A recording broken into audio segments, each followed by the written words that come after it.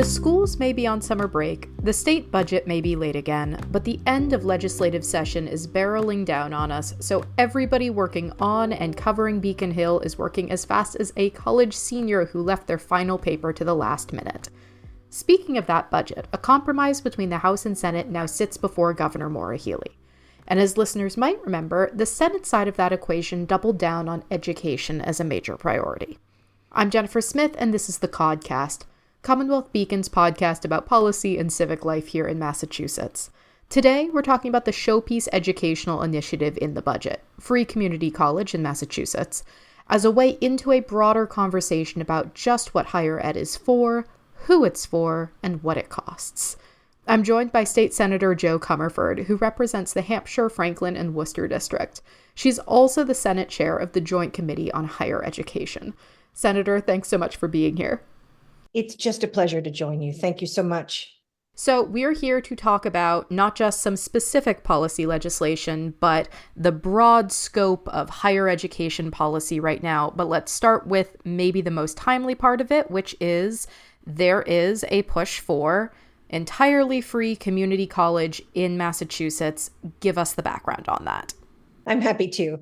So in the budget passed by the Senate, central to that, as you're saying, is the idea, the hope, the aspiration for free community college for all Massachusetts residents beginning in fall of 2024.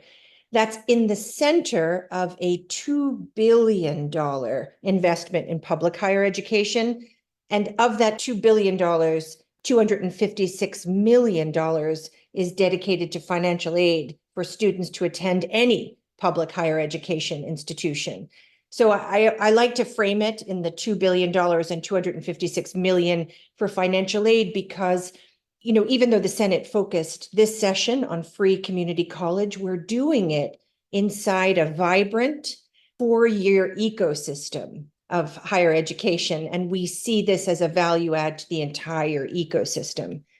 So the free community college program itself is, to kind of step back a second, is building on a narrower community college program that we'd had before. So can you walk me through a little bit about what the Senate and, the legislature more broadly learned from the one that was focused at older students for community college, what was kind of added, incorporated, changed in the pitch for entirely free community college? Perfect, sure. Back when the governor was first elected, as you know, in her first budget, H1, she put forward the program called Mass Reconnect, which is what you're talking about, a very smart initiative, which the Senate supported fully. And that was for students aged 25 and older to attend community college for free. The Senate passed that in the fiscal year 24 budget, and we added free nursing with an addition of $18 million. And so that was the budget that went forward into conference, and that's what eventually was signed, and that's what's in place right now. We have Mass Reconnect, which has, seen wonderful impacts already with an 8% growth after a 10-year decline in community colleges. And then we have the nursing as part of that. So anyone, regardless of their age now, can go to nursing school at community colleges for free. So what's the thought of the expansion here? What does it cover? Who is it targeting? Kind of the nuts and bolts of the free community college pitch. It's building on a good news story. Essentially the Senate is saying, hey, Mass Reconnect was important. We saw people go back to college who never thought college could be for them, because it was just too financially daunting, too logistically impossible for them to juggle on top of everything else they were doing in their lives, including caring for their families, putting food on the table, working. So, the Free Community College Initiative in this budget, it, builds on top of that foundation of Mass Reconnect and free nursing. We call it Mass Educate. And it says, anyone right now, if you're a Massachusetts resident, can go to community college free in fall of 2024. And that's tuition fees and books and supplies. And there are two different ways the books and supplies funding happens.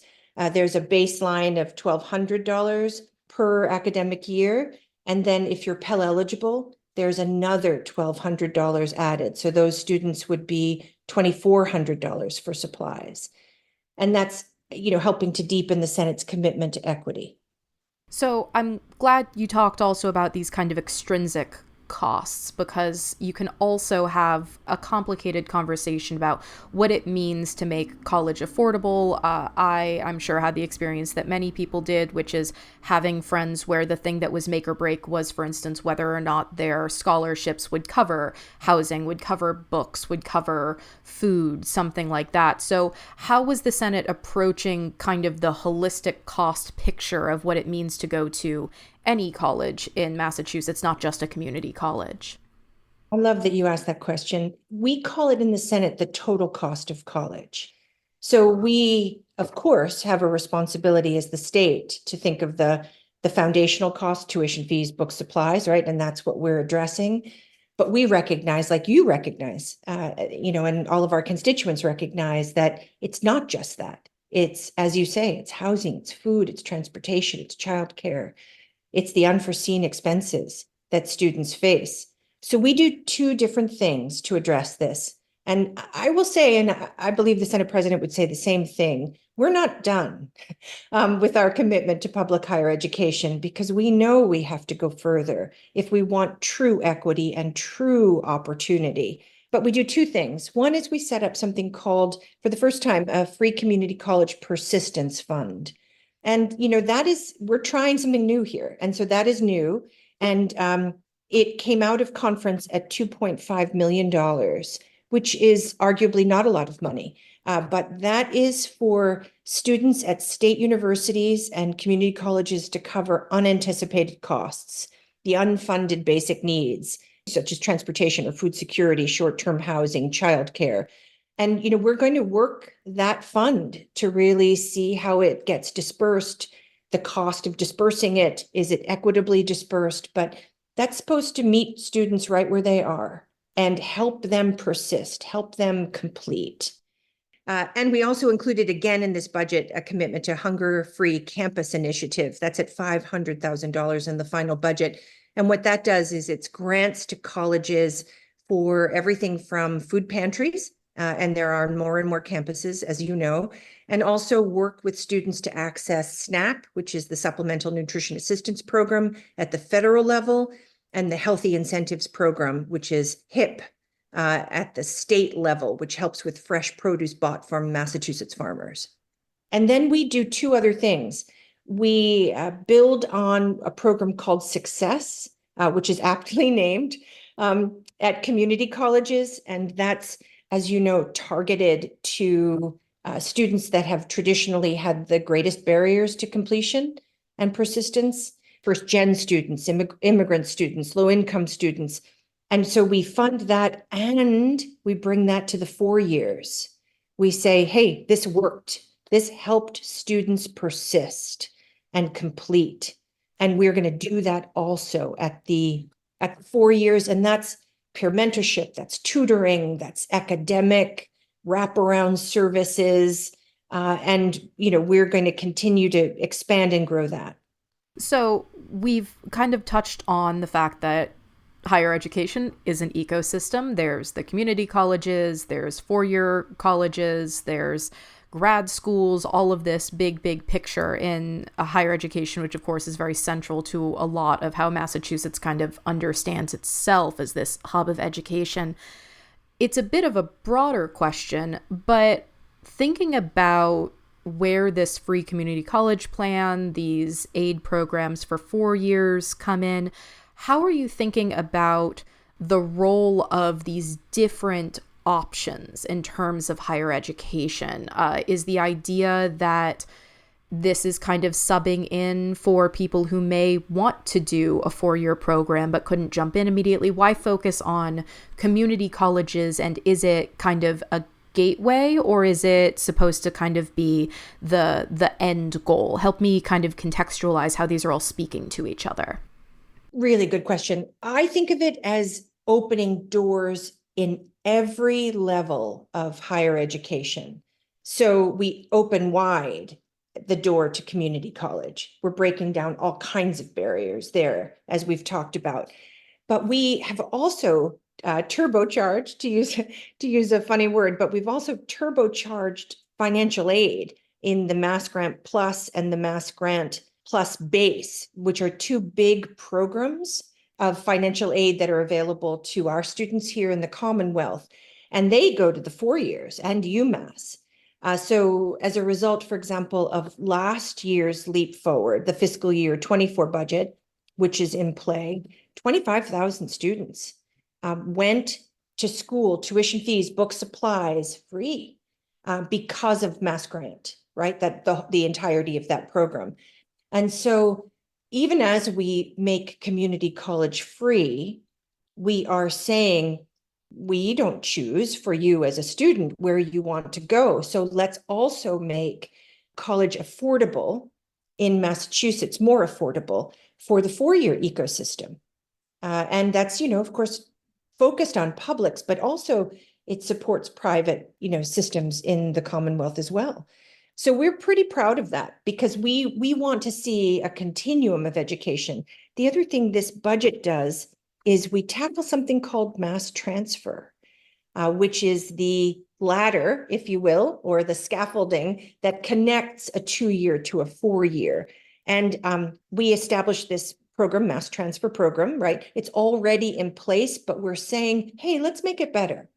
Let's make it a much brighter line. Let's make it easier to navigate so that if a student wants to enter in community college, if that's their choice, they can quickly and easily figure out the way in which they can go forward if they choose to a 4-year college and then even on beyond there and complete if they want to, continue their education.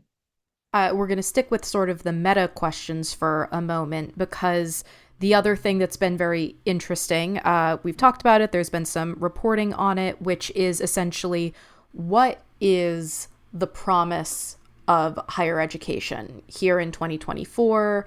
There's job market uncertainty. The annual review of grad students, for instance, shows that they are increasingly choosing industry because there aren't necessarily jobs even in academia. So the systems that they're kind of going through aren't even necessarily sort of building out full-time employment for those students.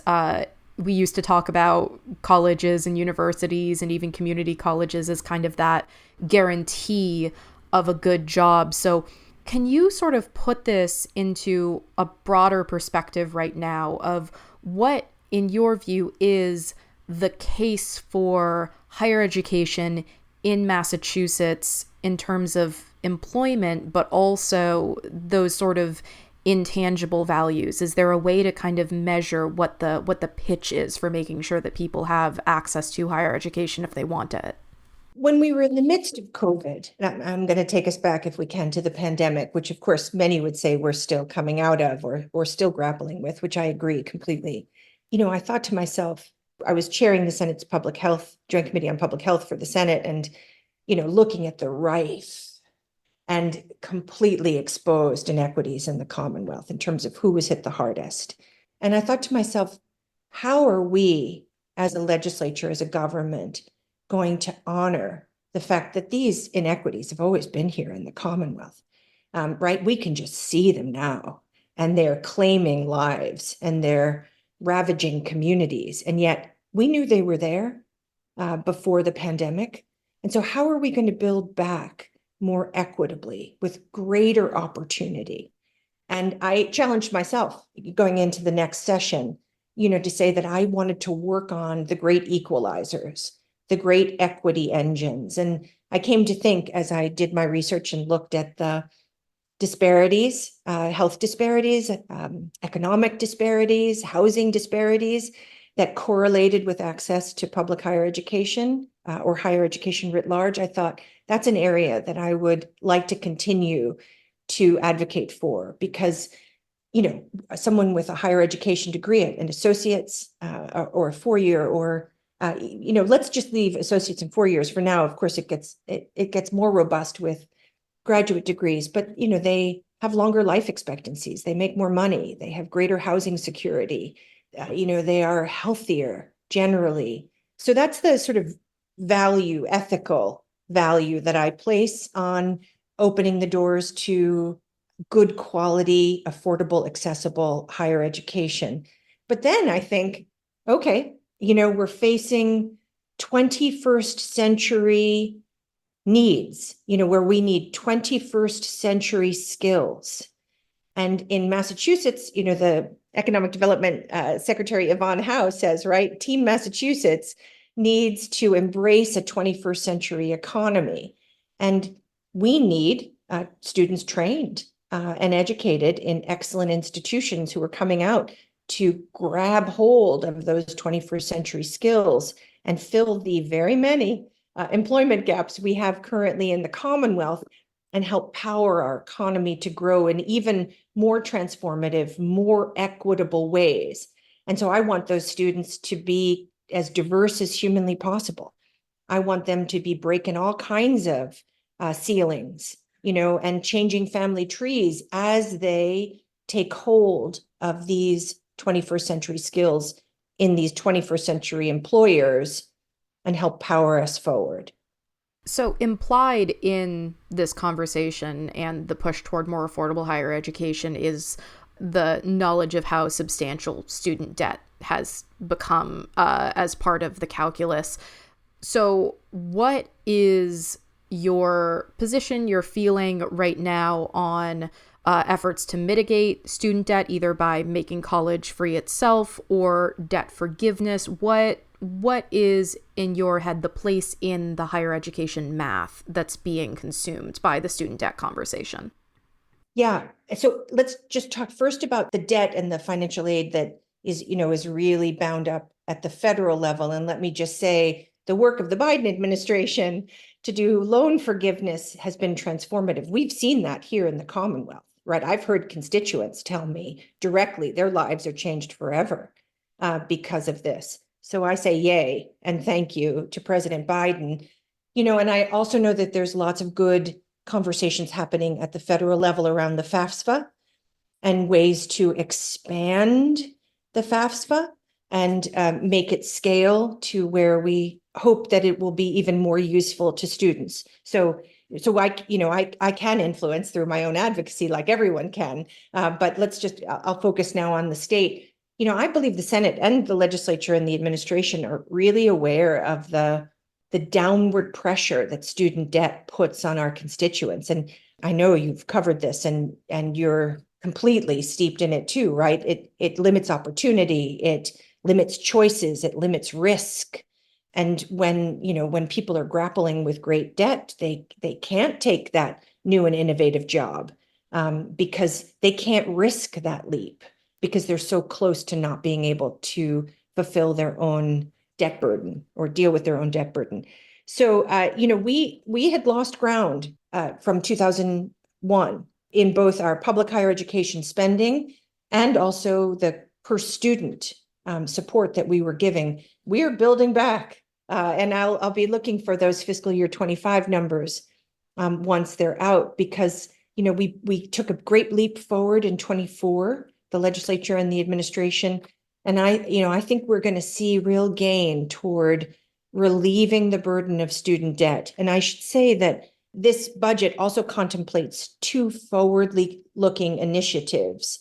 One is the Higher Education Quality and Affordability Commission. So a lot of words, but really what that says, that's the we're not done embodiment that I talked about earlier, right? The Senate's not done with this. We know there's more to be done, and that's going to look at both improving the quality and affordability of higher education in the Commonwealth. And that includes state financial assistance programs for those attending UMass or a state university. And it's going to look at what it's going to take to expand scholarship programs to, impact the total cost of attendance and reduce debt. So there's a specific focus on reducing student debt, and also what it's going to take to really recruit full-time and adjunct faculty and staff, right? Because we want students to leap into a continued excellent public higher education system. as well as, of course, privates if they choose that. But, we have a responsibility to the publics. And so that's looking forward. We were also talking about capital needs, which if you want to, we can go into, because that's a big thing that we also have to grapple with in this public higher education space.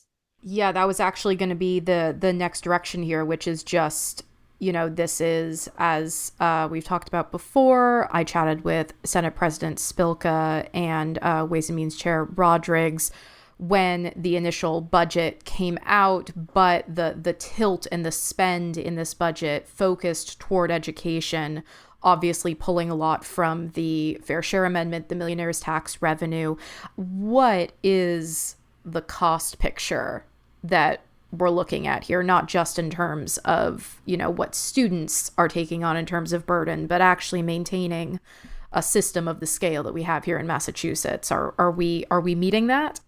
Well, no, not in our capital infrastructure. And I love that you brought in fair share. Thank you. Right. I think of fair share as a public asset, and then we put it toward public goods like education, public for public, right? But in terms of our capital infrastructure, and I will say Chair Mike Rodrigues and the Senate President are completely tuned in to the capital needs of the public higher education institutions.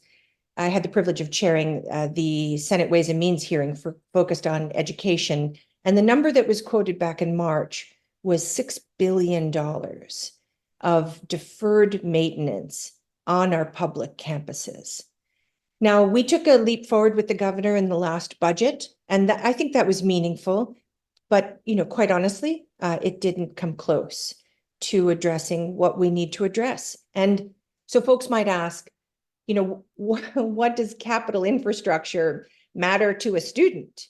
And that's a good question. And just like we're looking at the Quality and Affordability Commission in tackling the need to recruit excellent faculty and staff to continue to maintain excellent teaching and education in these institutions, we also have to think about the physical infrastructure.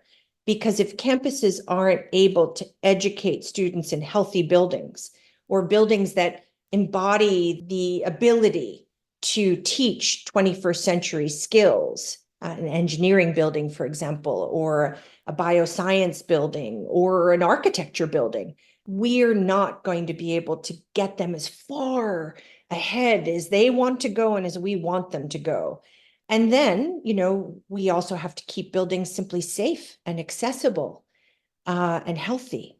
So it's both the deferred maintenance at $6 billion, and then it's the hope for a physical infrastructure that can match the level of teaching and the level of aspiration of students. And we have to get there.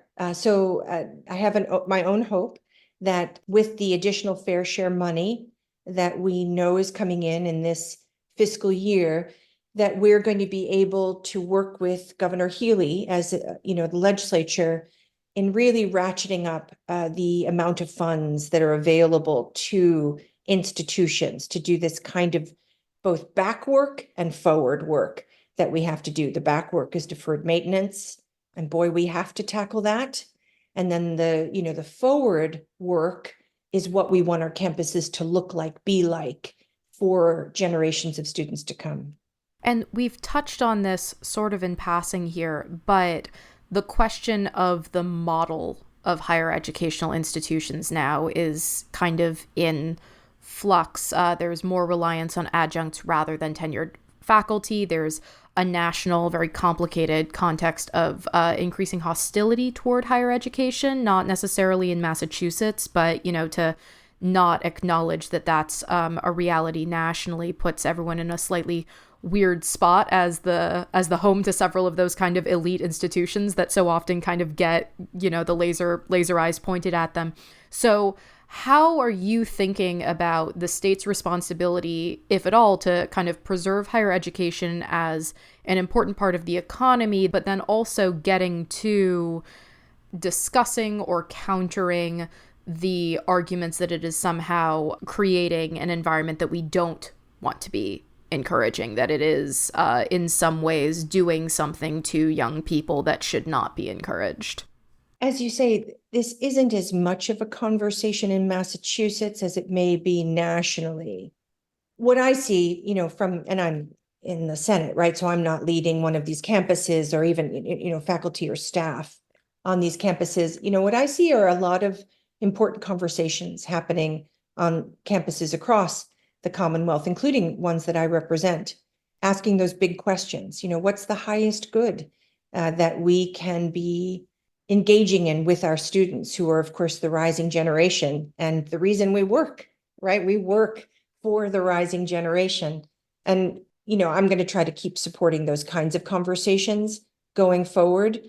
And one thing I'll say is that I also think that in these conversations around community colleges, there was a lot of good introspection, I will say, and an acknowledgement that perhaps college isn't going to be for everyone. And opening up opportunity for community colleges, for the four-year states, and for UMass is simply that, opening up opportunity. We have to meet the rising generation wherever it wants to be met.